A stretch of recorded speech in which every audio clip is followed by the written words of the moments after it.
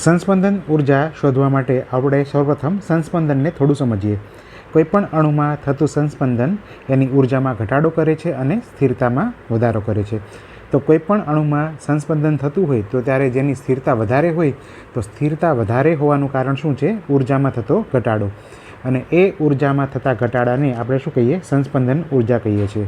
તો ઉર્જામાં થતો ઘટાડો આપણે જો શોધી લઈએ તો આપણને સંસ્પંદન ઉર્જાનું મૂલ્ય મળી જાય.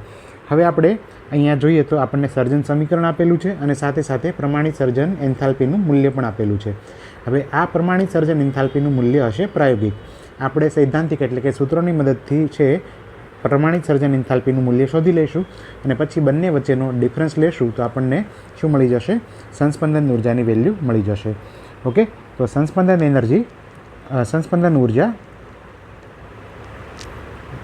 ઉર્જા એટલે કે રેઝોનન્સ એનર્જી ઇંગ્લિશમાં કહેશું બરાબર delta H experimental minus delta H theoretical. આ બંનેનો ડિફરન્સ લઈ લઈએ અને ડિફરન્સ હંમેશા પોઝિટિવ આવવો જોઈએ, એટલા માટે આપણે અહીંયા માનાંકનો યુઝ કરશું આ રીતે. ઓકે, ફરીથી ધ્યાન રાખો કે આપણને હજુ આઈડિયા છે નહીં કે ડેલ્ટા એચ એક્સપેરિમેન્ટલ એટલે કે પ્રયોગો દ્વારા મળેલું એટલે કે 80 કિલો જૂલ અને થિયોરિટિકલ એટલે કે સૂત્રો દ્વારા આપણે કેલ્ક્યુલેટ કરીએ એ બેમાંથી કોણ મોટું હશે, એ મોટું કોણ હશે ખ્યાલ નથી, એટલા માટે આપણે અહીંયા માનાંકનો યુઝ કર્યો છે. ઓકે, તો ડેલ્ટા એચ એક્સપેરિમેન્ટલ આપણને પહેલેથી ખ્યાલ છે 80 કિલો જૂલ પ્રતિ મોલ અને થિયોરિટિકલ આપણે સર્જન સમીકરણ ઉપરથી શોધીએ.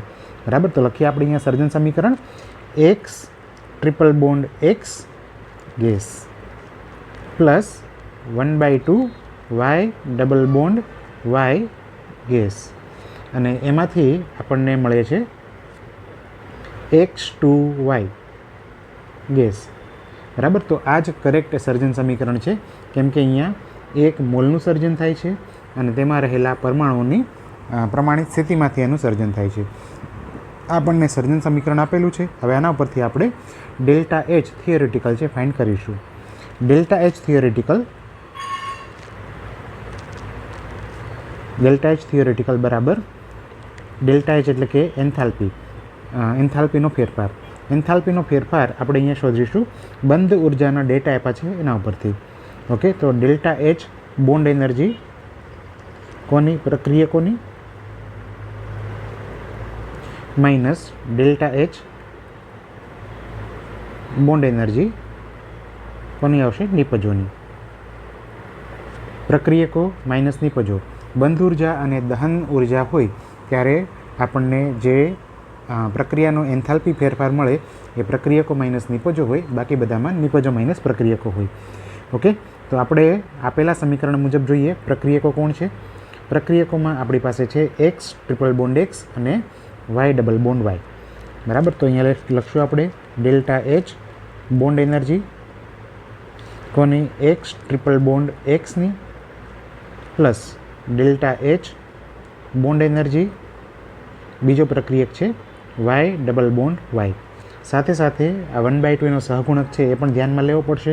તો આપણે આખા સમીકરણને અહીંયા આ ઉર્જાને 1/2 વડે ગુણી દઈએ. માઇનસ નિપજોમાં આપણી પાસે છે X2Y. જો X2Yની વાત કરીએ તો X2Yનું આપણને કરેક્ટ બંધારણ ખ્યાલ નથી, પણ X2Yના આપણને બે સંસ્પંદન આપેલા છે. એમાં X અને X વચ્ચે ડબલ બોન્ડ અને XY વચ્ચે ડબલ બોન્ડ. તો આ બધાની બંધ ઉર્જાના મૂલ્યો આપણી પાસે છે. બીજા બંધારણમાં જોઈએ તો X અને Y વચ્ચેની બંધ ઉર્જાની વેલ્યુ આપણી પાસે છે નહીં, તો આપણે X2Yનું છે બંધારણ આ કન્સિડર કરીએ. અને કયા બંધ છે? X વચ્ચે ડબલ બોન્ડ અને Y વચ્ચે XY વચ્ચે ડબલ બોન્ડ. તો આ બંધારણ કેલ્ક્યુલેટ કરતાં આપણે અહીંયા લખી શકીએ નિપજો માટે ડેલ્ટા એચ બોન્ડ એનર્જી નિપજ છે X2Y જેમાં X ડબલ બોન્ડ X છે plus delta H bond energy કોણ છે બીજું? X double bond Y. તો આ બંને આપણે કન્સિડર કરી શકીએ. ધ્યાન રાખો, અહીંયા બ્રેકેટ બનાવી દઉં છું. આ છે પ્રક્રિયકોની બંધ ઉર્જા માઇનસ આ બની જાય નિપજોની બંધ ઉર્જા. હવે આપેલા ડેટા છે એમાંથી આપણે વેલ્યુ યુઝ કરીએ. તો પહેલાં X ટ્રિપલ બોન્ડ X અને વાય ડબલ બોન્ડ વાય. તો એક્સ ટ્રિપલ બોન્ડ એક્સની બંધ ઉર્જા છે 940 અને વાય ડબલ બોન્ડ વાયની છે કેટલી 500. તો 940 વત્તા 1/2 છે આગળ 500. આ થઈ ગઈ પ્રક્રિયકોની બંધ ઉર્જા માઇનસ નિપજોમાં છે આપણી પાસે એક્સ ડબલ બોન્ડ એક્સ અને એક્સ ડબલ બોન્ડ વાય. તો એક્સ ડબલ બોન્ડ એક્સ માટે વેલ્યુ થશે 410 અને વાય ડબલ બોન્ડ વાય માટે વેલ્યુ થશે એક્સ ડબલ બોન્ડ વાય માટે વેલ્યુ થશે 602. તો આ વેલ્યુ પુટ કરીએ તો એક્સ ડબલ બોન્ડ એક્સ માટે છે 410 વત્તા 602. ઓકે, હવે આનું આપણે સિમ્પલ કેલ્ક્યુલેશન કરીશું. 940 વત્તા 250 માઇનસ 410 અને 600 એટલે કે 1012. હવે 940 વત્તા 250 જે આવશે 1190 માઇનસ 1012 એટલે કે 178. તો આપેલ પ્રક્રિયાની પ્રક્રિયા ઉષ્મા ડેલ્ટા એચ રિએક્શન, જેને આપણે સર્જન સમીકરણ હોવાથી ડેલ્ટા એચ ફોર્મેશન પણ કહી શકીએ, બરાબર. તો સૂત્રની મદદથી કેટલું આવ્યું 178.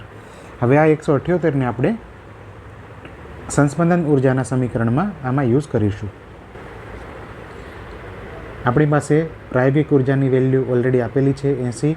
થિયોરિટિકલ આપણે કેલ્ક્યુલેટ કરી. તો સંસ્પંદન ઉર્જા કેલ્ક્યુલેટ કરીએ આપણે અહીંયા કરીએ તો રેઝોનન્સ એનર્જી સંસ્પંદન ઉર્જા બરાબર માનાંકમાં સૌપ્રથમ આપણી પાસે છે પ્રાયોગિક છે 80